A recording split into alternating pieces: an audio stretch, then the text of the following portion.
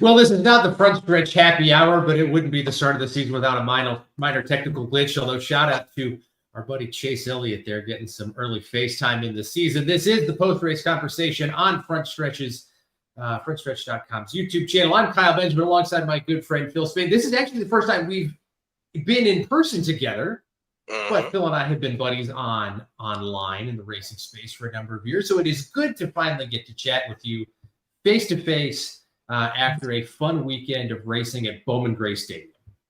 Yeah, definitely great to hang out with you. You know, this is we've known each other, like you say, for a few years now, and you know, good to put a voice to a face. So. Exactly. More than just characters on Twitter. I want to say it goes back to at least 2019. So it's been a minute. But you were at Bowman Gray on Saturday for the heat races, the modified. What was the atmosphere like? What was it like being there in person? Honestly, you know, I was one of those people in the beginning when they announced that this was going to Bowman Gray. That was like, oh, you know, they're making a grave mistake by doing this. But by I would say by lap 5 of the first heat race, I was sold. Like I've already said that if it comes back to Bowman Gray next year, we're gonna go for the whole weekend. But we hadn't even decided until basically we were in the midway that we were gonna go to the modified race and go to the the heats and qualifying, and that was a good idea. We weren't all that prepared because it was cold, but you know the atmosphere was it was great because it was almost like you're bridging the past with today. And you know we've always heard about the Madhouse and how crazy it gets there, but to see that on display from early in the afternoon on, that was just crazy, and it was a lively atmosphere. Everyone has their favorites, but they stand up for who they believe in. But yeah, overall it was a fun time. 17,000 seats there at Bowman Gray, and I don't think a single of them were used last night or tonight. Every shot of the crowd, the fans were on their feet. Yeah. When, after, I say, around, lap 5 of that first heat, I didn't sit down for, unless it was, a break in the action, if you got a caution or something like that. But the best vantage point is to be on your feet. And it's almost, you really can't tell how close those cars are to you until you're there. And, it was just insane. But, we saw a bunch of different wrecks from modifieds early. Ryan Preece had a day.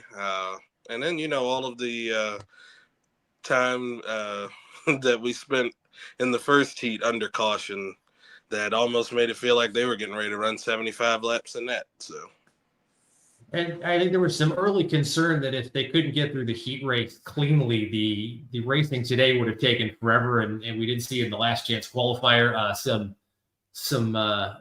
bent feelings and torn up carbon fiber, and then the feature ran pretty smoothly until the second half when tempers started to get high and elbows were out. But overall, I mean, I think it was a great event. Kudos to NASCAR for continuing to think outside the box as they look to generate excitement and do things they haven't done in a while. I mean, 17,000 is not a ton for a cup race.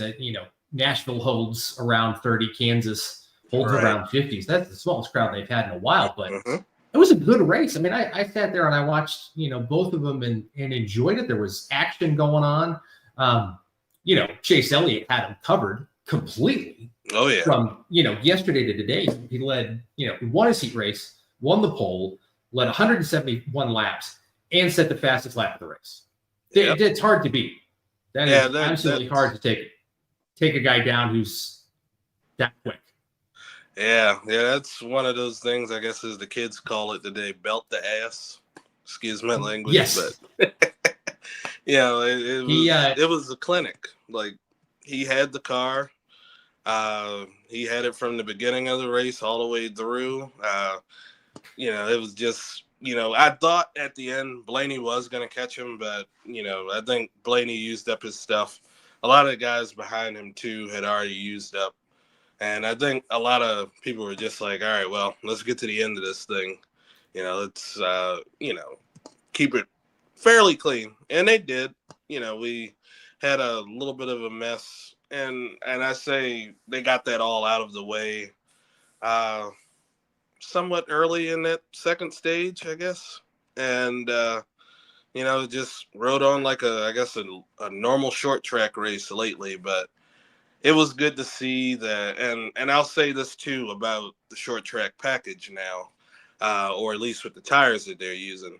Last night, even though it was maybe, I think, had to have been no more than about 40 to 45 degrees, there's a bunch of rubber on the track. So whatever they're doing, I think, they're continuing to get better with it. And as they learn about this car and about the tires, I think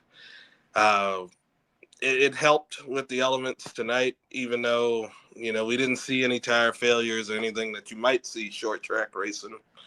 But, it was a clinic by Chase Elliott, even though his Hendrick teammates, all other than him, didn't seem to have a good night.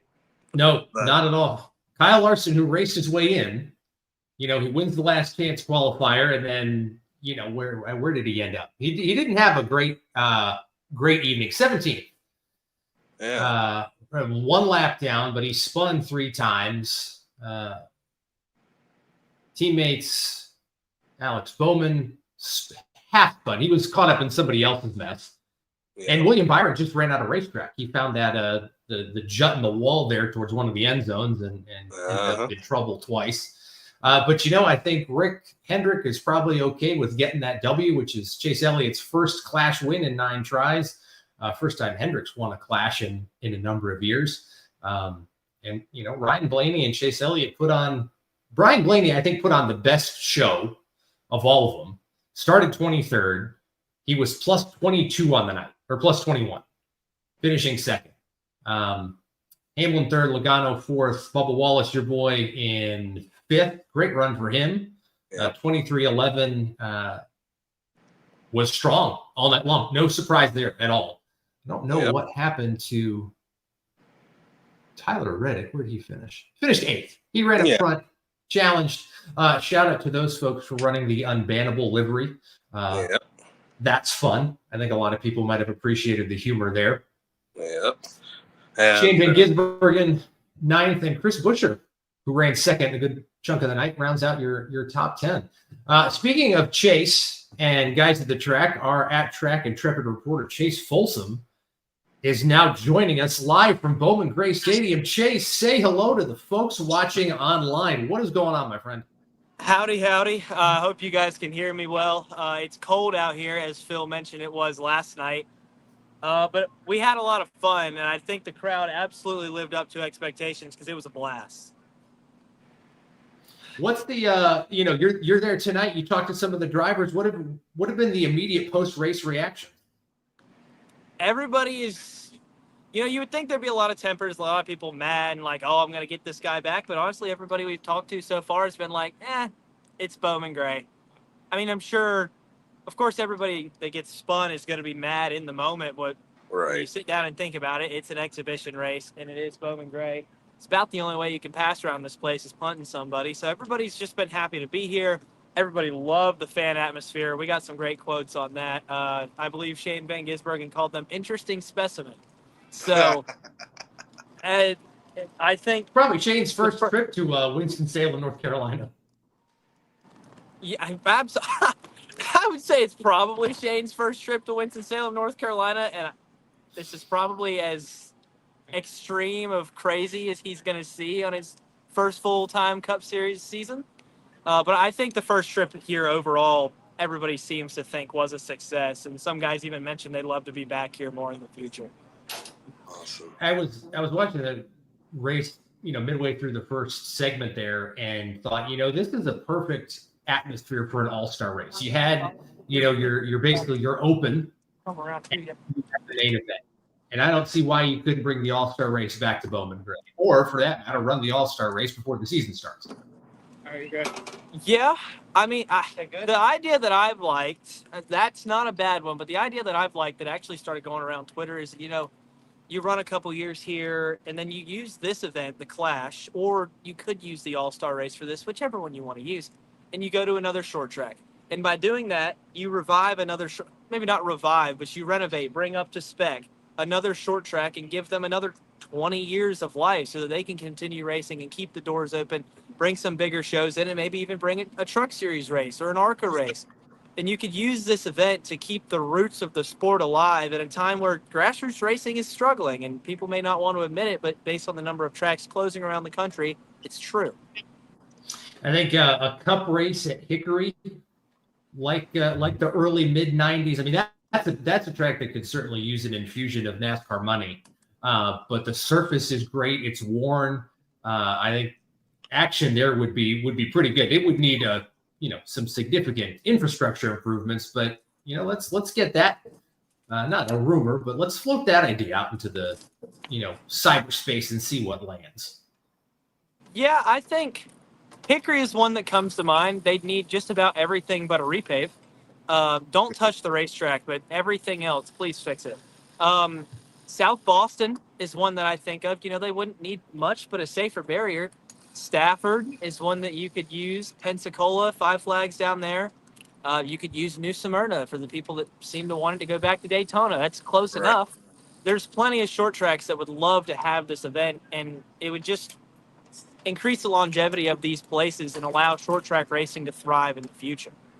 Right. And I think too, honestly, it's almost like you could do it the same way SRX was doing it. Like, you go to these tracks, these little small town tracks, you do this, like you say, you run it 2 years here, 2 years there, but you're doing it maybe at, well, I wouldn't say Slinger because maybe, it's probably covered in snow this time of year, but all of the different places, that you can go, the possibilities are endless. And for me, for somebody that didn't really grow up around short track racing all that often, getting to experience it and getting to see it when SRX was around, it just feels like this is something that NASCAR can, take notes from that and say, okay, well, if we don't want to do it in stadiums, NFL stadiums, let's take it back to, places that we haven't been, or, old, speedways that need help. Certainly. I mean, speaking of the NFL and NFL stadiums, that organization injects a lot of money into youth sports. They've got their flag football initiative, NFL in Europe. They do a lot of things to help grow their sport around the world. And NASCAR, to its credit, has done a lot to bolster grassroots and short track racing. But there are certainly a lot of great tracks out there that could use, I think, some of what Bowman Gray received this year. Right. You can't. Again, once those places are gone, they're gone. Myrtle Beach is now, a neighborhood, and I hate to see that because that was, one of the first places I remember going with my dad when he was, calling races on TNN. Right. So you hate to see him go away, but I think showing NASCAR being able to show that they can go into a place and turn it into a functional, level 1 cup track, ought to make a lot of people excited at the possibilities. This car, as they continue to work on it, and the teams learn about it, and Goodyear learns about the tire, and NASCAR learns about what they need to do with the aero, I think it continue to put on better racing. There was a lot of passing, it looked like, through the field. Guys were running close to each other. You still have the problem where the leader gets out front and you can't get to him. Blaney was there, but he didn't quite have enough. And I don't think Ryan Blaney is the kind of guy who was going to wall chase Elliott to win this. I think if he could have gotten there, he might have bumped him, but I don't think he was going to drive through him. And he gave it everything he had. He left. I think he left it all on the field, as it were. tonight, and certainly, picking up 21 spots through 200 laps is nothing to sneeze at. So, Right. all in all, an enjoyable weekend. It was a great way to start the NASCAR season. We weren't all complaining online about how they were wrecking every 3 laps at Daytona, and there were 4 cars running at the end of the race like we had been recently. Right. So good to see him trying something new that wasn't, a complete crash fest. Yeah, I think my favorite quote that I got this weekend is when I talked about just being here and racing. I talked to Burt Myers last night after his heat race, and he's the happiest guy in the world that just ran 9th out of 10. And I asked him, why? Why are you so happy? And other than the fact that he passed Tim Brown, and he was talking about what this racetrack means, not just to him and his family, but the sport. And he said his favorite thing that he had heard was that the people here deserve it. Because the people that show up here every single week are religious. They support this place through thick and thin, and they're here whether it's hot, cold, it does not matter. And they've been here since the beginning. It's the longest running weekly show in NASCAR. So they do deserve to have all of their dedication and loyalty to this facility paid off in an event like this. And I hope this is a trend that continues in the future. Very much so. In terms of the racing this weekend, first time on track for, these guys outside. I actually think many of the Cup drivers have actually been testing this year. I know some Xfinity cars were on track at Rockingham last week. New guys in new places. What's something that stood out to you, Phil and Chase, watching this weekend? Drivers who maybe outperformed what they should have, drivers who struggled. I think nobody's really surprised that RCR kind of continued to be where they were, which is average at best. But, Josh Berry in the 21 raced his way in and then was kind of a bit of on the fringes of being a contender all night. Yeah. Go ahead, Phil. Oh, no. Well, I would say guys that I think kind of like outperformed my expectations of them. I would say guy like Noah Gragson. And I only say that just because, trying to gel in with a new team and everything like that. That he was strong the entire weekend. He was willing to do whatever it took. He was going to put elbows out, to try to get his car where he needed to get it. Like we said, seeing Bubba Wallace finishing 5th, especially with a new crew chief and a new situation, a little different than what he's had the past couple of years. That was good. Seeing Carson Hocevar, he made some moves on the track, but he was somewhat towards, I guess, the fringe of the top 10 for a little bit until he started turning into dark without feathers, basically. So, but so it a lot of guys showed off, and I guess you can say it's one of those take it with a grain of salt situations because it is an exhibition race. But it's still 200 laps of, I guess you can say, almost like testing for a place like Martinsville or Bristol. So, looking at the top 10, it's almost an even split between the 3 manufacturers. You got Chevy, Ford, Toyota, Chevy, Ford, Toyota, Chevy, Ford in the top 10. So it's not like one brand ran away with it this weekend. Everybody had, their hot shoes were up front. The guys we expected to be up front were up front. Ryan Preece in his first outing with the 3rd RFK car. So RFK expands to 3 cars. Ryan Preece comes over from Stuart Haas. He runs 11th. Brad Keselowski was up front until he had his little issue. Todd Gilliland in the 34 running 14. That's not a bad outing for him on a track. Actually, I would say he's probably got some laps here from the K&N days. But, other than Larson, Byron, and Bowman being 16th, 17th, or 17th, 18th, and 19th, I'm sorry. Those were the 3 guys who probably underperformed today. Yeah.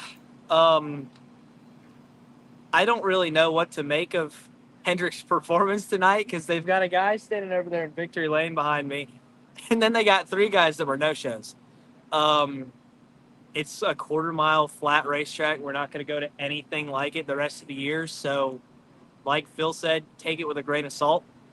Something that's going to take half the season to get used to is not calling the 19 car Martin Truex Jr. That is, in fact, Chase Briscoe now. So we can't call that's not stage winner MTJ anymore because the car looks basically the same. And I did it a couple times. I was like, oh, there's Truex. Oh, nope, that's Briscoe. And he was strong for a little bit until they knocked the steering out of it. It's what I was told happened with him. That is the official listing on the post-race results. He is the lone DNF tonight in the Clash, the Coliseum. Not the Coliseum. That was last year. This is Clash at Bowman Gray Stadium. The Cookout This is the Redneck Coliseum. Oh, It is a Coliseum. It's not the last great. That's up the road from where I am in Bristol. yep. So as we wrap up our first post-race conversation of 2025, and we look to do many more of these live post-race chats, final thoughts on the weekend, gentlemen? Well, I loved it. Like I say, if they decide to come back to Bowman Gray next year, I will be there. I got to see this in person. You know, it's been fun. You know, it was a great weekend, great atmosphere.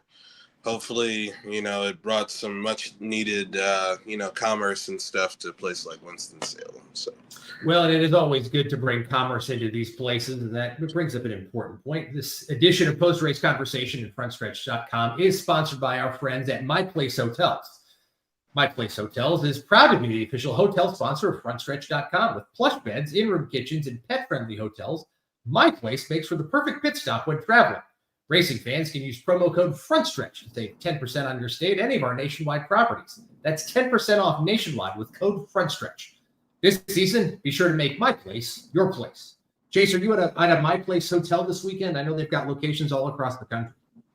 If you mean my place is in my house, then yes. Well, technically speaking, I suppose. Yeah. I'm 45 minutes away, so it's a short drive back to Iredell County for me. It's a home game for you. Yeah, it is. It Yep. worked out, but I'm sure we'll be at plenty My Place hotels throughout the season with Front Stretch's short track coverage that I'll be helping us do on the Front Stretch Grassroots channel. So what next race is up for you, Chase? I know short track racing doesn't get started here, in earnest for another couple of weeks. So I'm gonna plug too as the short track guy for us. Our short track coverage kicks off Tuesday, February 11th at New Smyrna Speedway for the ASA Stars race there for Daytona week. Dalton Hopkins will be there for us, and then my season, other than here, kicks off with the Cars Tour at New River All-American Speedway on March 1st. Big year for the Cars Tour this year, so be sure to check all that on Flow Racing and check out our content at Front Stretch. We do have some things with the Cars Tour percolating in the background. It could be a big year for both Front Stretch and the Cars Tour on that front. Phil, when are you next headed to the racetrack? Let's see. Our next race will probably be, I think, Martinsville. That'll be our first one of the year, our first official race of the year, but looking forward to it. That Martinsville Glizzy. Yeah, I'll be there. When we get around to Martinsville, we'll talk about the Martinsville hot dog and why it's the most overrated bit of sports food on the planet. With all due respect to our friends at Martinsville Speedway, I got thoughts. I got thoughts from my own experience. Clay Look, Campbell, Connor Hall I'm sorry. Connor Hall told me he could eat 50 of them in a day, so take it up with him. That seems excessive and unnecessary. That seems If you like talk to him for 5 minutes, gastrointestinal you'd believe it. distress. Well, fellas, I do appreciate getting to chat with you all about some racing. It is 11 o'clock. I know it's past my bedtime. Chase, you've worked all day today. I'm sure you'd like to wrap up. Go talk to the winner, Chase Elliott. Get some articles out on frontstretch.com breaking down all the action. Phil, I know you're an elder millennial like I am. I know Sarah's probably like, hey, wrap it up. You're a fellow. Yep. We got, stuff to do in the morning. She was at the door a minute ago, so here you go. Come on. Let's go. Wrap it up. Yep. So, well, we appreciate all of you who joined us here on this inaugural 2025 post-race conversation here on Frontstretch.com. Again, brought to you by My Place Hotels. They are a proud sponsor of Frontstretch. We couldn't do what we do without our sponsors, and My Place Hotel is a new one for this season. Again, use code Frontstretch to get 10% off your stays at My Place. They do have hotels, I hear, around Indianapolis. So if you are eyeing the Brickyard 400, the Indianapolis 500, the Indy GP, check out myplace.com. We will be back again with another post-race conversation following all the action in Daytona, which is 2 weeks from today. Hopefully, if Mother Nature cooperates and it's not on a Tuesday afternoon again. But we will be back to break down all the racing action from Daytona. And when that happens, we hope that you all join us. It is good to see all the folks watching live with us here tonight and all the folks who have chimed in on the conversation. Great way to kick off the NASCAR Cup Series season. Chase, Phil, great to chat. From Frontstretch.com, I'm Kyle Benjamin. We will talk to you all next time as the golf cart goes by in the background to sign us off. Vroom, vroom. I can find my mouse to end the stream. Where did it go? That was going to be a lot smoother. Can I move now? You can move. Yes, go about your business. My Place Hotels is proud to be the official hotel partner of Frontstretch. With plush beds, in-room kitchens, and pet-friendly hotels, My Place makes for the perfect pit stop when traveling. Frontstretch fans can use promo code FRONTSTRETCH to save 10% on your stay at any of our nationwide properties. Sign up for our Stay Rewarded program to get even more savings. With My Place Hotels, don't just stay, stay rewarded.